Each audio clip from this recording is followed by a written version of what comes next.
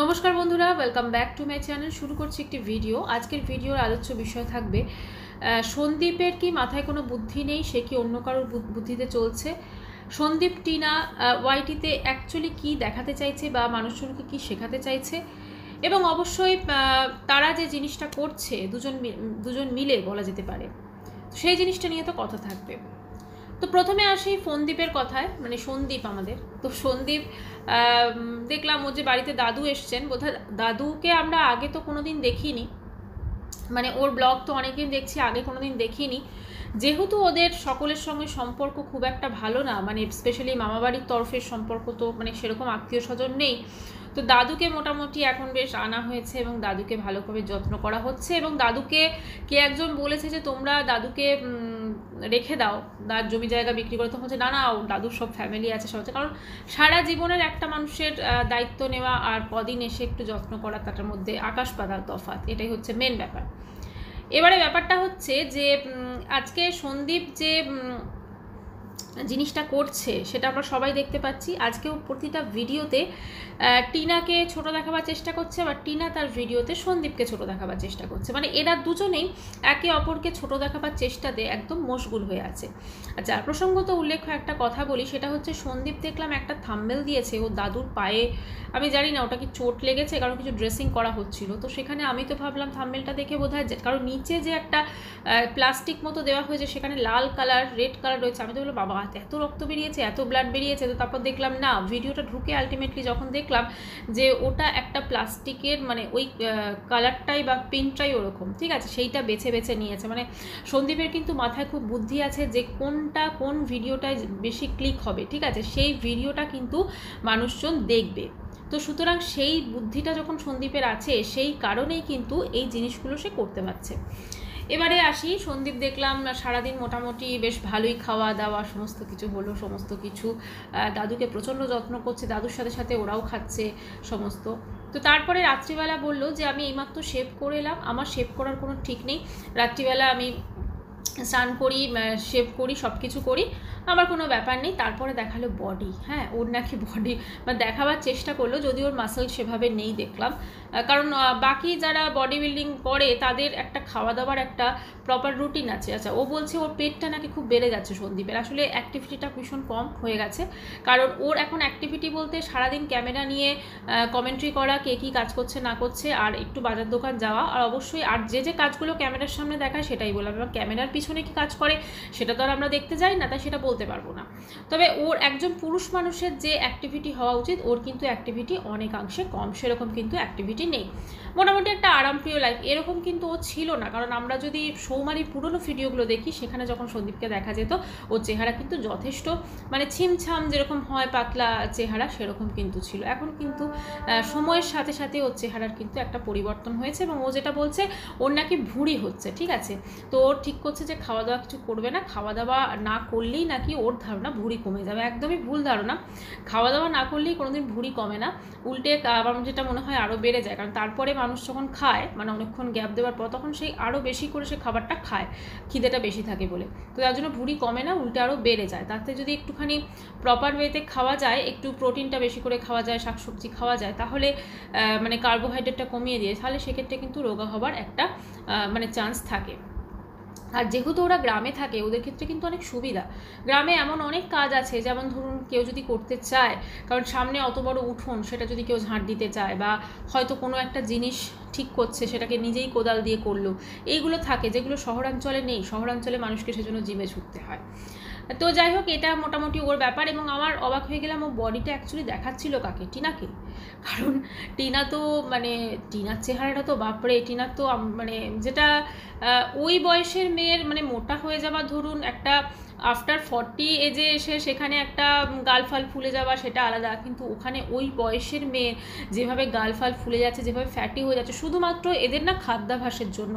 সন্দীপের তাও কিছুটা খাদ্যাভ্যাস দেখেছি ঠিকঠাকই আছে, কিন্তু টিনার খাদ্যাভ্যাসটা ওরে বাপরে, মানে সব কিছু খাচ্ছে, মানে সেটা বাইরের পাঁপড় থেকে শুরু করে সবসময় খাওয়ার মধ্যেই আছে। ইনফ্যাক্ট আজকে ওর যে ভিডিওটা আছে, সেখানে কিন্তু যে জিনিসটা দেখা গেছে যে ওরা বোধহয় আগের দিনের ভিডিওতে ওই দিদাকে আনতে যাচ্ছে, তো সেখানে ট্রেনে করে যাচ্ছে এবং সেখানে ট্রেনে করে যেতে যেতে যা পাচ্ছে পাঁপড় টাপড় আবিজাবি সব কিছু খাচ্ছে। এখন দেখলাম ও দিদা চলে এসেছে, তো বাড়িতে সেভাবে ওর অ্যাক্টিভিটি কিছু নেই। ও বলছে যে আমি তোমাদের সঙ্গে এখন কথা বলছি আর আমার মা আর ওদি রান্না করছে, আমার দিদা বললো কি একটা কাজ করছে, বাবা দাদা তো কাজে গেছে, তো সেইভাবে ওর অ্যাক্টিভিটি তো কিছু নেই।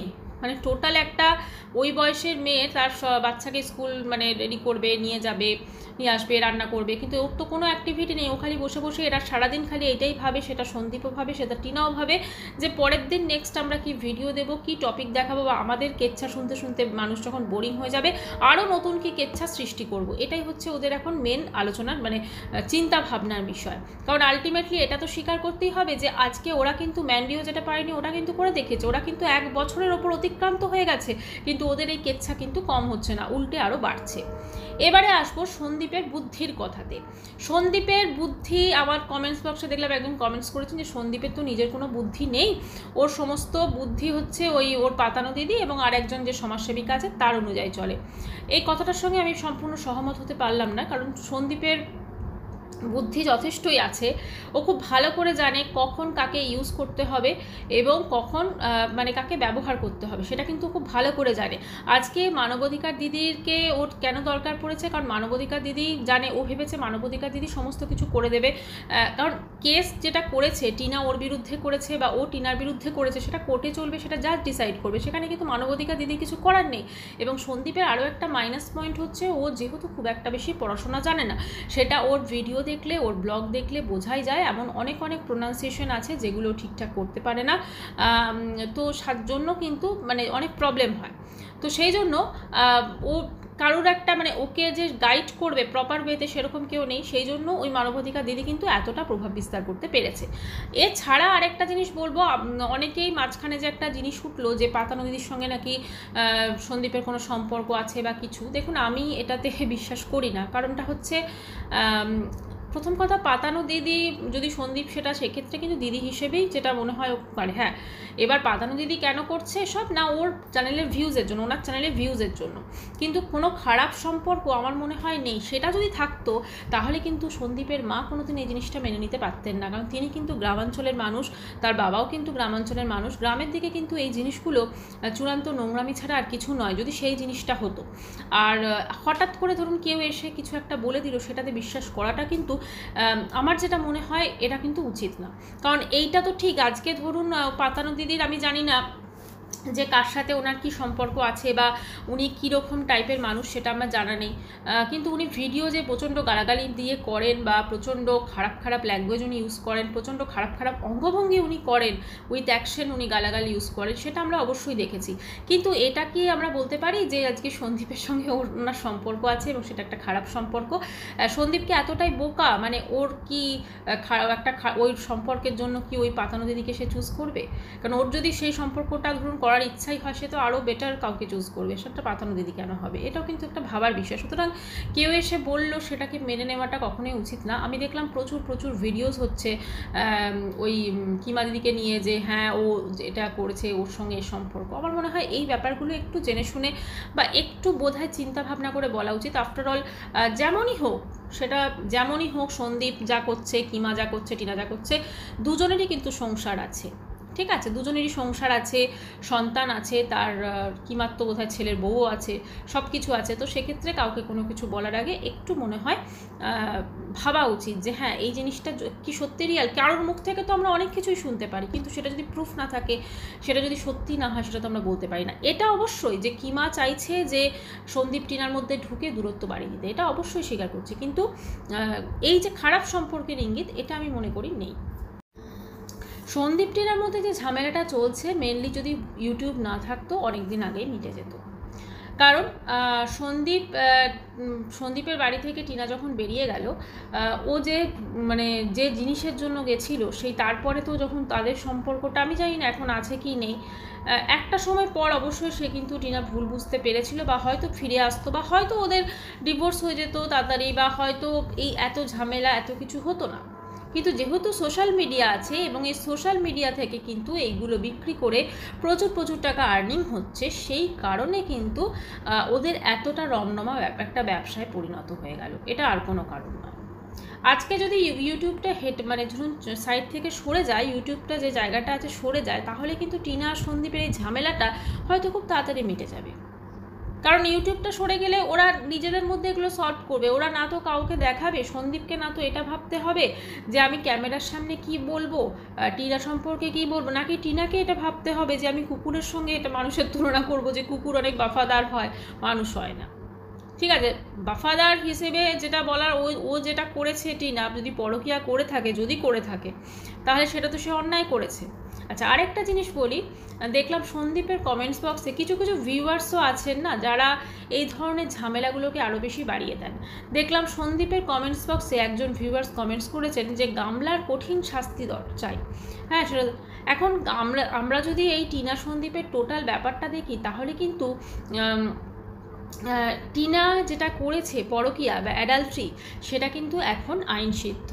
ঠিক আছে, কারোর ক্ষমতা নেই যে সেটাতে টিনাকে কোনো শাস্তি দেবে, সমাজ এটাকে মেনে নিতে পারেনি, কিন্তু এটা কিন্তু আইনটা কিন্তু পাশ হয়ে গেছে। সুতরাং এইটা দিয়ে যে ওর অ্যাডাল্ট্রি আছে, এটাতে হয়তো সন্দীপ ডিভোর্স পেতে পারে, কিন্তু টিনাকে কোনো রকম শাস্তি দেওয়া যাবে না, কারণ এটা এখন আর শাস্তিযোগ্য অপরাধ নয় আফটার 2018। ঠিক আছে, adultery not a crime, adultery এখন কোনো ক্রাইম নয়। ঠিক আছে, তো সেক্ষেত্রে যখন অ্যাডাল্ট্রি কোনো ক্রাইম নয়, তো সেখানে কাউকে কোনো রকম শাস্তি দেওয়া যাবে না। আচ্ছা, এবারে আজকে টিনা যে পরকীয়া করেছে, ধরুন এই পরকীয়াটা হঠাৎ করে ওর সন্দীপের বাড়িতে থেকে এত একটা সম্পর্কে চলে গেল, এত যে চ্যাটগুলো আমরা দেখেছি বা যে ভয়েসগুলো শুনেছি, এরকম করে ফেললো, এটা কি সন্দীপ আগে কোনো টের পায়নি, বা ওর মাও কোনো টের পায়নি, মানে আমি শাশুড়ির কথা বলছি, নাকি এই সম্পর্কটা আগের থাকতে ছিল, এটাও দেখতে হবে। একটা কথা বলি, যেটা হচ্ছে যে টিনা সন্দীপের বিয়ে হলো, সৌমালি যখন এসেছিল, বা তারপরেও, তখন তো বোঝা যায়নি, তারপরে যখন দেখলাম, যখন টিনা আর সন্দীপ সৌমালির বাড়িতে গেছিলো, একটা প্রশ্ন না খুব মাথায় এসেছিল যে টিনার মতো মেয়ে এরকম গণ্ডগ্রামে কেন ওর মা বাবা বিয়ে দিল। এখন বুঝতে পারছি, কারণ হয়তো টিনার এই ধরনের সম্পর্কের প্রতি একটু আকৃষ্ট ছিল বেশি, তার জন্য বিয়েটা হয়তো যে তাড়াতাড়ি ওর বাবা মা দিতে চেয়েছিল, হয়তো দূরে দিতে চেয়েছিল। তো যেহেতু ওর পিসি এখানে থাকতো, হয়তো সেই হিসেবে মানে সন্দীপের কাছে সেই হিসেবে বিয়েটা হয়েছিল। মোটামুটি মিসম্যাচ যথেষ্ট, একদম ম্যাচ খায়নি টিনা সন্দীপ, ওদের না তো পার্সোনালি ম্যাচ খেয়েছে, না ওদের অনেক কিছু ম্যাচ খায়নি। কিন্তু তারপরে যাই হোক, ওরা সংসার করছিল, একটা সন্তান হয়েছিল, দুজনে ভিডিও করছিল, কিন্তু ওই মন ভাঙে নীরবে একটা কথা আছে না, তো নীরবে হয়তো সেই মনগুলো ভাঙছিল।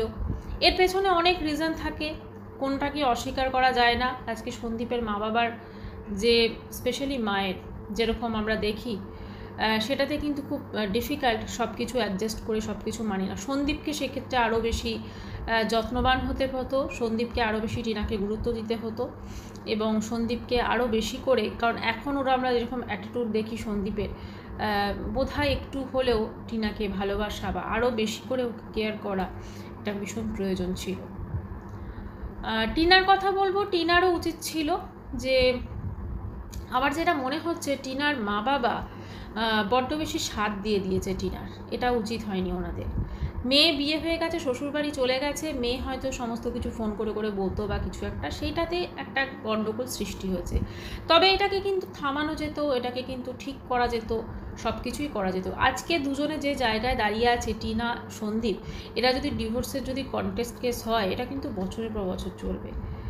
তো জানি না তারপরে ওরা এক হবে কি হবে না। আর মাঝখানে রয়েছে ইউটিউব থাকা মানেই সেখানে এই কোথা থেকে সমাজসেবিকাগুলো এখন চলে আসছে, পাতানো দিদি আরও অনেকে চলে আসছে, যার জন্য। তো যাই হোক বন্ধুরা, ভিডিওটা এখানেই শেষ করছি।